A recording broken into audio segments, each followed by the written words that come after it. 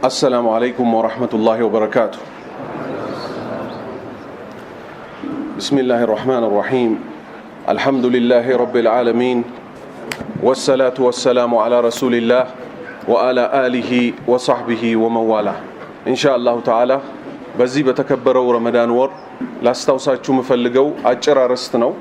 ይህም አርዕስት ሱብሃንአላህ ማለት ምን ማለት ነው ይላል። መቼም ይሄ ከናንተ ይሰወራል ብዬ ሳይሆን ባለንበት ዘመን ወደ ቂያማ እየተጠጋን ስንመጣ መሐይምነት በሰዎች ዘንድ ይንሰራፋል። ሰዎችም ከሃይማኖታቸው መጠቀም ያቃታቸው ዋና ምክንያት አንድን ነገር ጥልቅ ድረስ ካላወቅነው ለኛ ሸክም ነው የሚሆንብን። ላኢላሃ ኢላላህ ማለት ከአላህ በስተቀር በሐቅ የሚመለክ የለም እየተባለ በየታክሲው ይለጠፋል አይለጠፍም? ነገር ግን ያቺን ላኢላሃ ኢላላህ አርካኗ ይሄን ያህል ነው፣ ሸርጧ ይሄን ያህል ነው፣ እሷን የሚያበላሻት ይሄን ያህል ነው ብሎ በጥልቀት ማወቅ ምን ይለውጣል? አኗኗራችንን ይለውጠዋል። ለላኢላሃ ኢላላህ ያለን ቦታን ይለውጠዋል።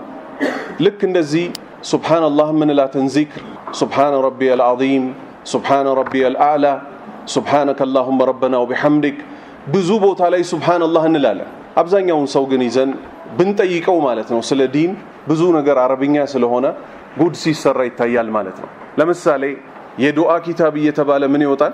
ረበና አላሁመ ሚሉት ተጠራቅመው በኪታብ ይወጣሉ አይደል? አብዛኛው ሰው ትርጉሙን ስለማይረዳው እጁን አንስቶ ምን ይላል? ረቢ ኢኒ ነዘርቱ ለከ ማ ፊ በጥኒ ሙሐረረን ፈተቀበል ሚኒ ይላል። ወንድ ልጅ ይሄን ዱዓ ማለት ነበረበት ወንድሞቼ። ዱዓው ምንድነው የሚለው? ይሄን ዱዓ ሲያለው ማን ነው? የመርየም እናት ናት ያለችው።